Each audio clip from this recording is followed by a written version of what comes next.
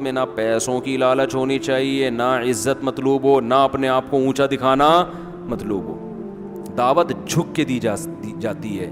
دیکھو تبلیغی جماعت اتنی کامیاب کیوں ہے، اتنی کامیاب، حالانکہ ایک پیسہ بھی نہیں ملتا. کھانا، چائے، نسوار، پان، گٹکا سب اپنے خرچے پہ. جب آپ 1 سال جنگلوں میں پیدل لگا کے آؤ گے تو کوئی ایئرپورٹ پہ پھول لے کے کھڑا ہوا نہیں ہوتا ہے بھائی. نہ دفتر میں کوئی انکریمنٹ لگ جاتا ہے، نہ گورنمنٹ کی طرف سے کہ ماشاء اللہ چونکہ ان کے کوئی سرٹیفکیٹ بھی نہیں ملتا. آپ بتاؤ میں سال لگا کر آئے ہوں، وہ اگلا کیا ثبوت ہے؟ کہ ثبوت تو کچھ بھی نہیں ہے. مدنی مسجد فون بھی کرو گے شاید وہ بھی کہہ لیں ہم تو جانتے ہی نہیں اس بندے کو ہے کون. کچھ بھی نہیں مل رہا ہوتا، پھر بھی اتنی کامیاب کیوں ہے؟ پھیلتا ہے، جو کام پھیل رہا ہے. وجہ کیا ہے؟ کہ جب یہ دعوت دینے کے لیے جاتے ہیں تو اپنے آپ کو چھوٹا بنا کے، یہ نہیں کہ ہم تیرے کو سکھانے آئے ہیں، تجھے کچھ پتہ ہے نہیں بھائی، ہم سیکھنے آئے ہیں، آؤ مسجد میں بیٹھ کے مذاکرہ ہوگا، ہم بھی سیکھیں گے، آپ بھی سیکھیں گے، ہم نے تو خود کلمہ پڑھا ہے تو ہم سیکھنے والے. تو یہ جو سیکھتے اور بھائی اور عزت اور کوئی یار کیا کیا باتیں آتی ہیں دماغ میں، کھوپڑی میں. ابھی میں ایک واقعہ سنایا نا، جس نے مجھے سنایا تو بس میں آنکھوں سے ضبط نہیں کر پا رہا تھا. حضرت مولانا طارق جمیل صاحب کا واقعہ ہے. ایک شخص آیا مجھ سے ملنے کے لیے، خواجہ سرا ہے. میں تو پہلی دفعہ زندگی میں کوئی خواجہ سرا مجھ سے ملا. میں سمجھا کہ پراپر آدمی ہے، اتنی بڑی اس کی داڑھی اور رنگ ماشاءاللہ بڑی مردانہ وجہ. لیکن جب بات چیت کا انداز ہوتا ہے تھوڑا سا، وہ ایٹیٹیوڈ سے اندازہ ہو گیا کہ یہ مکمل مرد نہیں ہے. تو اس نے مجھے خود بتا دیا میں خواجہ سرا ہوں. میں نے کہا بھائی ہم سے ملنے کے لیے کیسے آئے آپ، اتنی بڑی داڑھی آپ کی. اس نے اپنا جو واقعہ سنایا نا، میں 3 دفعہ وہ واقعہ سناتے ہوئے رویا ہوں. اور جب وہ سنا رہا تھا اس وقت میرے آنکھوں سے آنسو نکل رہے تھے. اس نے یہ ابھی بھی میرا بیان سنتا ہے وہ. اس نے واقعہ سنایا کہ میں جب پیدا ہوا تھا نا تو میں خواجہ سرا تھا. گھر میں ایسا بچہ پیدا ہو جائے والدین کی طرف سے عزت نہیں ملتی. جب 10-12 سال کا ہوا تو نہ بھائی مجھے عزت دے رہا ہے اور نہ میرا والد مجھے عزت دے رہا ہے. میں بھائی کے ساتھ کہتا ہوں مجھے باہر لے کے جاؤ تو وہ کہتے ہیں لوگ میرا مذاق اڑائیں گے تمہیں دیکھ کے. ظاہر ہے اس کی حرکتیں تھوڑی زنانہ لڑکیوں والی حرکتیں ہوتی ہیں.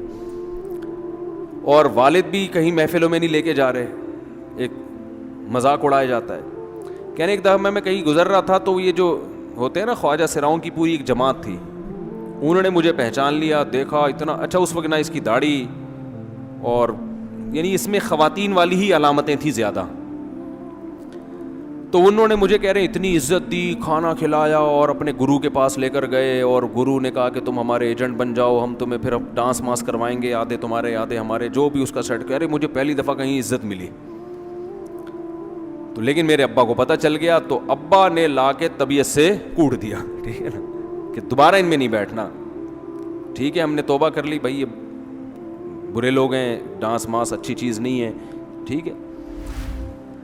تو اب کیا ہوا، کہتے ہیں کہ پھر جو ہے نا کچھ دنوں میں کہیں کسی سے جھگڑا میرا ہوا کسی بات پہ، تو اس نے انتقام لینے کے لیے شکایت لگا دی ابا کو کہ یہ دوبارہ ان کے پاس گیا. حالانکہ وہ جھوٹی شکایت تھی. اب ابا کو لگا کہ یہ صحیح کہہ رہا ہے جس نے شکایت لگائی ہے، کیونکہ شبہ تو تھا نا ابا کو دوبارہ جائے گا. ابا نے پھر مارا. تو کہہ رہے ہیں میں بول رہا ہوں کہ میں نے یہ کام نہیں کیا، میں نہیں جا رہا ہوں ان کے پاس، میں نہ ناچ گانا سیکھ رہا ہوں، کچھ بھی نہیں. لیکن ابا نے اس کی باتوں میں آ کے انکوائری نہیں کی ہوگی پوری، وہ سمجھے ہوں گے کہ بھئی ایسا ہی ہے. تو ابا نے پھر کٹائی لگائی. تو اس کے دل میں منفی جذبات پیدا ہو گئے اور یہ گھر سے بھاگ گیا کہ بھئی مجھے ویسے تو عزت نہ یہاں مل رہی ہے اور میں اب ذلت برداشت بھی کر رہا ہوں تو بھی. کہہ رہے میں وہاں چلا گیا. تو جب میں وہاں گیا ہوں نا خواجہ سراؤں کے ہاں، تو وہی گرو اور ڈانس، اور پھر اس نے مشہور کچھ ایکٹروں کے نام بتائے جن کے ساتھ ہم ڈانس کرتے تھے. اور پیسے آنا شروع ہو گئے، آدھے گرو کی جیب میں آدھے ہماری، اور ہٹو بچوں. لیکن ظاہر ہے یہ کوئی عزت دار راستہ تو نہیں ہے نا. کہہ رہے ہیں کہیں سے تبلیغی جماعت میں حضرت مولانا طارق جمیل صاحب آ گئے. انہوں نے اجازت مانگی، ہمارے گرو کو پیغام بھیجا بھائی مجھے ایک دفعہ یہاں آ کے دعوت دینے دو. اس نے اجازت دے دی، آ جاؤ بھائی. بیان کیا، ان کو سمجھایا بھائی یہ زندگی نہیں ہے، اللہ کی سیروزے کے لیے بہرحال ترغیب دی. کہہ رہے ہیں میں تیار ہو گیا، باقی لوگ تیار نہیں ہوئے، میں تیار ہو گیا. کہہ رہے میں نے گرو سے اجازت لی، اس نے کہا جاؤ لگا لو سیروزہ. تو کہتا ہے کہ جب میں حضرت کے گھر پہ گیا ہوں نا تو حضرت پہلے سے دروازہ کھول کے ایسے انہوں نے دونوں بازو پھیلائے ہوئے تھے استقبال کے لیے, پہلے سے کھڑے ہوئے تھے علماء کے ساتھ. کہتے اتنے مشہور آدمی, اتنی بڑی سیلیبریٹی, اور اتنے بڑے بڑے علماء, ان کی پگڑیاں, ان کے اتنا خوبصورت لباس, جو خود عزت دار لوگ ہیں, کہہ رہے ایسے جو ہے نا میرے استقبال کے لیے دونوں بازو پھیلا کر کھڑے ہوئے, اور ایسے مجھے بیٹا بنا کے نا اپنے سینے سے لگایا کہ تو میرا بیٹا ہے. کہہ رہے خدا کی قسم مجھے زندگی میں پہلی مرتبہ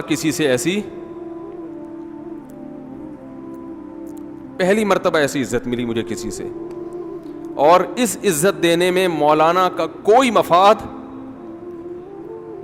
بولو بھائی, کچھ بھی, بلکہ ذلت ہو گئی نا. لوگ کہتے ہیں خواجہ سرا کو بیٹا بنایا ہوا ہے, اور اس وقت تو اس میں بیچارے میں کچھ زنانہ سی علامتیں بھی تھیں, تو خواجہ سرا کو کیا دے رہے ہیں, عزت دے رہے ہیں. کیا کسی تاجر پہ محنت کرو تو تھوڑا چندہ دے دے گا مدرسے کو, ایسا ہی ہے نا, اور کسی افسر پہ محنت کرو تو تعلقات کیا ہو جائیں گے, جب وہ دین پر آئے گا تو اس سے کیا فائدہ. اس کو تو باپ ایسے ان لوگوں کو ریجیکٹ کر دیتے ہیں, بھائی اپنانے سے, کہہ رہے مجھے یہ اپنا رہے ہیں. ایسے سینے سے لگایا انہوں نے, اور مجھے سہروزے کی جماعت میں اپنے ساتھ لے کر گئے, کھلاتے تھے, بڑا خیال رکھوایا میرا. کہہ رہے اس کے بعد پھر میں نے گرو سے اجازت لی. وہ گرو چھوڑتے تھوڑی, ان کو پیسے ویسے دیے, جان چھڑائی نا, وہ بھی غلامی کی طرح نکلنا پڑتا ہے. پیسے دیے پتہ نہیں کتنے لاکھ یا کتنے ہزار روپے, وہاں سے پھر نکل کے 4 مہینے اس میں بھی خیال کیا. تو پھر تبلیغ کے بزرگوں سے ملا, پھر انہوں نے پورا مجھے بتایا کہ بھائی تم یہ علاج کرو تاکہ تمہارے اندر یہ زنانہ علامتیں ختم ہو. تو وہ علاج کر رہا تھا ماشاءاللہ, اس انجیکشن لگے, انجیکشن میں ڈاکٹروں کی بھی مدد کروائی. یہ ایسی این جی او ہے میرے بھائی جس کو کوئی بھی این جی او نہیں کہتا, نہ ان کے کوئی اشتہار آ رہے ہیں. کتنے لاکھوں لوگوں کو اس طرح سے یہ لے کر بھی آئے اور ان کے مسائل بھی حل کیے, مگر نہ کوئی ویڈیو بن رہی ہے, نہ کوئی اشتہار آ رہا ہے. یہ تو اس نے خود مجھے بتا دیا نا, اور اس نے کہا ایسے سینکڑوں لوگوں کے ساتھ ہوا ہے. تو اس کی ماشاءاللہ اب داڑھی نکل گئی. اس نے کہا آہستہ آہستہ میں, اللہ سے امید ہے کہ مکمل مرد بن جاؤں گا میں. تو یہ ہے وہ دعوت جس میں آپ کا کوئی مفاد بولو نہیں ہے. تو دعوت کے کام میں جب تک اس درجے کا اخلاص نہیں ہوگا, اس وقت تک آپ کی دعوت میں جان پیدا نہیں ہوگی. اور یہ ہمارے نبی کی دعوت تھی کہ عبداللہ بن ام مکتوم سے آپ نے تھوڑا سا منہ پھیرا اور اللہ نے کیسے آپ کو تنبیہ کی ہے, اور آپ نے ساری زندگی پھر کیسے عبداللہ بن ام مکتوم نابینا صحابی, غریب صحابی کا اکرام کیا آپ صلی اللہ علیہ وسلم نے. تو بھائی یہ صرف علماء کے لیے نہیں ہے, یہ ہر شخص کے لیے, کہ جب بھی حق بات کرو نا, حق بات, جب بھی حق بات, تو اس میں آپ کا کوئی مفاد نہیں. یہاں تک کہ سیاسی حمایت اگر کسی کی کر رہے ہو تو آپ کا ذاتی مفاد اس میں نہیں ہونا چاہیے. آپ کسی کی سیاسی مخالفت کر رہے ہو, اس میں آپ کا ذاتی مفاد نہیں ہونا چاہیے.